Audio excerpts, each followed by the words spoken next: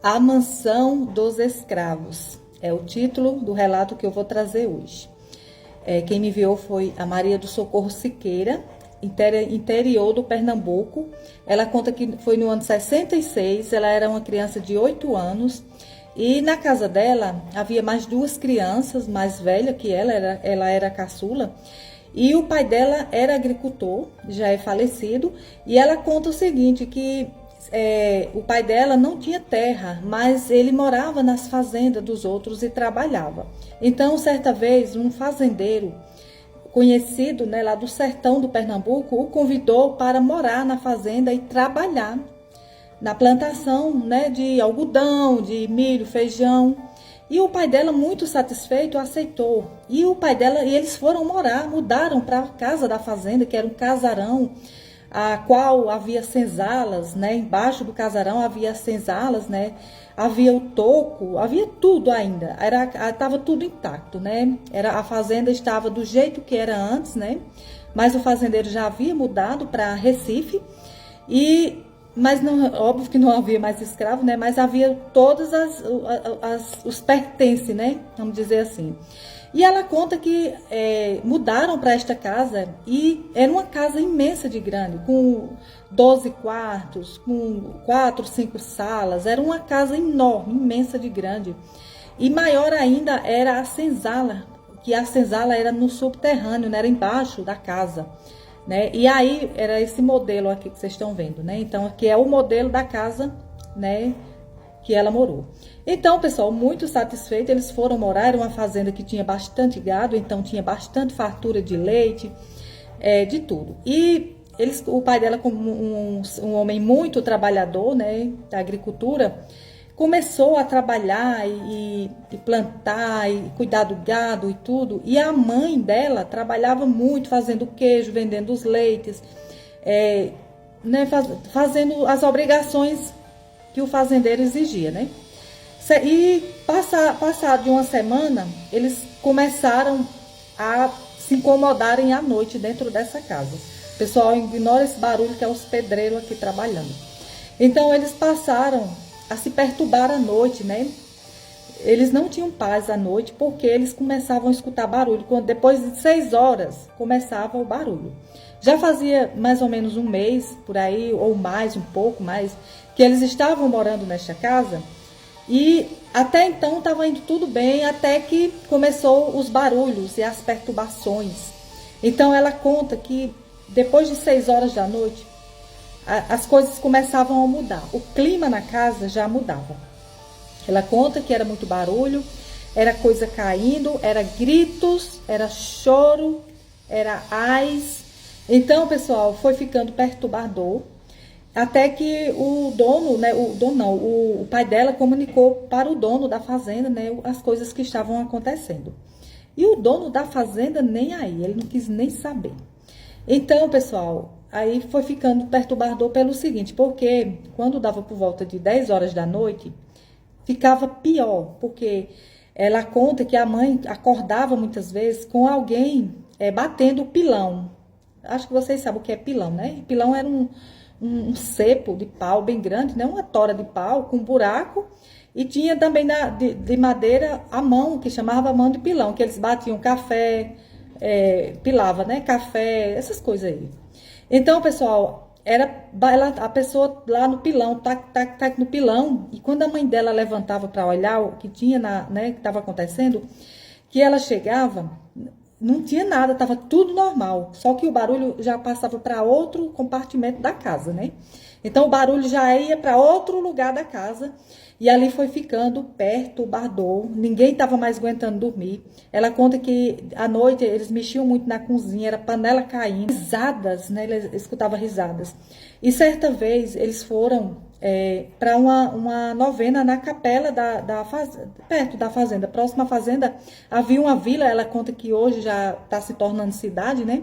E eles foram, né, a esta novena. E aí, pessoal, ela conta que quando eles estavam chegando em casa, né, que abriram a porteira, assim que eles chegaram na porteira, que eles abriram a porteira, que adentraram, né, para dentro, né, para o lado da fazenda, eles começam a ver pessoas de branco rodeando a casa, né? Eles viam como se estivesse trabalhando. Aquelas pessoas ali em movimento, eram muitos, eram muitos. Então, o dono, ou o pai dela ficou preocupado, né? Podia ser uma invasão, alguma coisa assim. Mas aí eles saíram, foram andando para ver o que era. Ela conta que o pai dela, né, não suspeitou que fosse assim uma invasão, mas podia, ele não soube, não conseguiu imaginar o que era. Ele só queria saber o que era aquilo. E quando eles chegaram, pessoal, pasmem, aquilo sumiu. Aqueles vultos brancos que eles viram, né, na fazenda, no alpendre da fazenda, rodeando a casa, passeando para lá e para cá, aquilo sumiu. Então, pessoal, o pai e a mãe suspeitaram que seria algo sobrenatural e ali eles ficaram meio com medo, né? Mas pelo menos não era alguém querendo fazer o mal. E ali, pessoal, eles foram ficando com medo, né? E o pai pensou em sair e ir embora ali da fazenda, né? Mas conversando com o dono da fazenda, o dono da fazenda, não, eu vou mandar rezar uma novena ou uma missa para se for algum escravo que ficou preso, né? Ou que não conseguiu perdoar e ficou ali preso. As energias, né? Energias ali que ficam presas. Ele falou, eu vou mandar rezar uma missa e tudo vai ficar certo. Então, houve uma missa na fazenda, né? No pátio da fazenda. E conta que o padre veio, celebrou a missa. O padre, como é que diz? Tipo, pediu para que eles saíssem, para que eles procurassem a luz, né? E ali, pessoal, uma semana de calmaria. Foi uma semana de muita paz, até que volta tudo de novo, pessoal. E aí, pessoal, certa vez, ela conta que não via, nunca viu nada, mas assim, ela disse que escutava tudo. Ela conta que muitas vezes estava no quarto, e depois que anoitecia, que eles jantavam, que ia pro quarto, ninguém saía mais. Ela conta, pessoal, que até para ir ao banheiro, eles usavam pinicos para não ir ao banheiro, porque a mãe via demais. A mãe via senhoras todas negras, né? Senhoras toda vestida de branco, com panela de barro na mão.